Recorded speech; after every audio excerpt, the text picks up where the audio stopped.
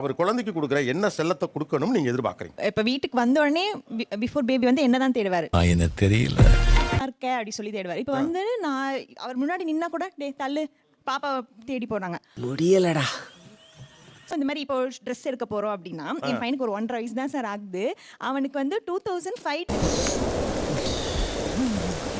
Baggy jeans. அவனி 6 அடி தான் இருப்பான். அவனுக்கு ஒரு பேகி ஜீன்ஸ். ஸோ அந்த இடத்துல நான் வந்து இந்த மாதிரி ஒரு மாய்ஸ்சரைசர் வாங்கணும். 699 கொடுத்து உனக்கு எதுக்கு மாய்ஸ்சரைசர்? ஸோ அந்த மாதிரிலாம் வரும்போது அப்போ நீ அவனுக்கு பாப்பாக்கு பண்ணுவா எனக்கு அப்படின்ற மாதிரிலாம் இது இருக்கு. இப்போ பையன் நான் டேட்ஸ் அண்ட் கோல்ஸ் பண்ணலான்னு சொல்லிட்டு இந்த பேகி பேண்ட்டும் வாங்கணும். ஆகா உனக்கு பாரு பாயிண்ட் மேல பாயிண்ட் கிடைக்குது.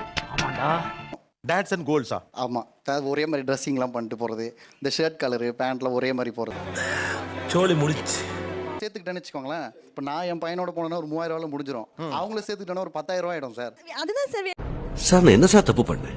என்ன ஏன் இப்படி பந்தாடுறீங்க? வேணும்னே தான் கட் பண்ணி விடுறாங்க. முன்னால நீங்க 2 பேரும் ட்வின்னிங்கா ஒரே மாதிரி Dress போட்டு நாங்க போறோம். எல்லா ஃபங்க்ஷன் எங்க ஃபேமிலி ஃபங்க்ஷன் எல்லாமே ஒரே கலர்ல தான். இவளுக்கு பேட்டியை முடிக்கிறக்குள்ள என் வேட்டியை உரி உள்ள இருக்க போட்டி எடுத்தாலும் எடுப்பாங்க போல இருக்கு. ட்ரெஸ் போட்டு போவோம், ஒரே மாதிரி ட்வின்னிங்கா தான் போவோம்.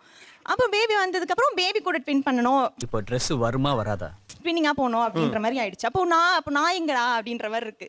ஓகே, என்ன செல்லம் கொடுக்கணும்? எதை பார்க்கிற போது பிள்ளையிடம் அவர்கள் நடந்து கொள்வதை பார்க்கிற போது பொறாமையா இருக்கு? மேரேஜ் ஆன புதுசுல ஒரு நல்ல விஷயம் ஏதாவது ஒரு பொங்கலோ நியூ இயரோ ஏதோ சம்திங் ஸ்டார்ட் பண்ணும்போது என் ஃபேஸை பார்த்து அதை நான் மங்களகரமா இருக்கேன் உனைய பார்த்து அப்படி இப்படி இப்படி இப்போ பார்த்தா ஒரு ஏதோ ஒரு ஃபங்க்ஷன்னா அவங்க பையன் காலில் உளுந்து ஆசீர்வாதம் பண்ணுப்பா என்னைய. இது டூ மச். எது டூ மச்? எது விதவிதமாக கோமாளித்தனம் செய்யும் அப்பாக்கள், வெறுப்பாகும் மனைவிகள். பையன் காலில் விழுந்துருவீங்களா? ஆமா சார். எத்தனை வயசு பையனுக்கு? 4 வயசு.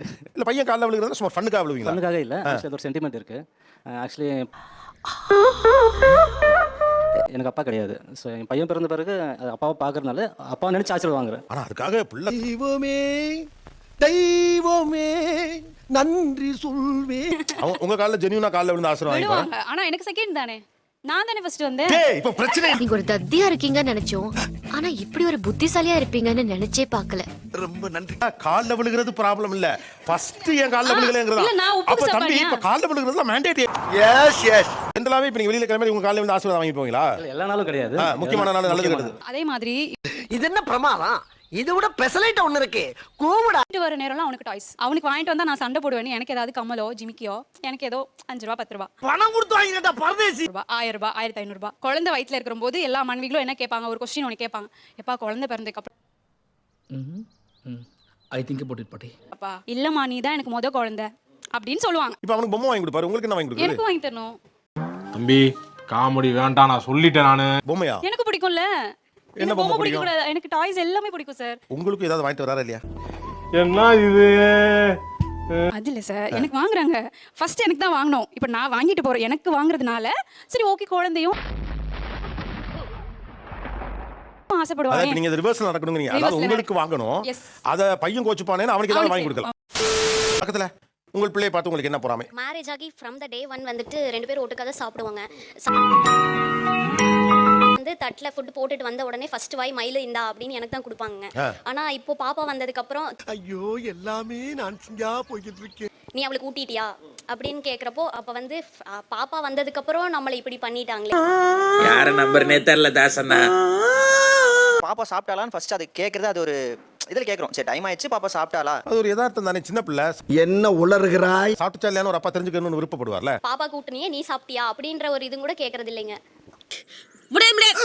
பாப்பாவே வந்து அந்த இடத்துலயே இல்லனாலும் பாப்பா இங்க வா அப்பா ஊட்டுறேன் அப்படிங்கிற மாதிரி அவளுக்கு தான் ஃபர்ஸ்ட் ப்ரிஃபரன்ஸ் கொடுக்குறாங்க. நான் அந்த இடத்துல இருந்தா கூட நீ சாப்பிட்டியா என்ன அப்படிங்க கூட ஒரு வார்த்தை கூட கேக்குறது இல்லைங்க. இது சாப்பிட்டீங்களா?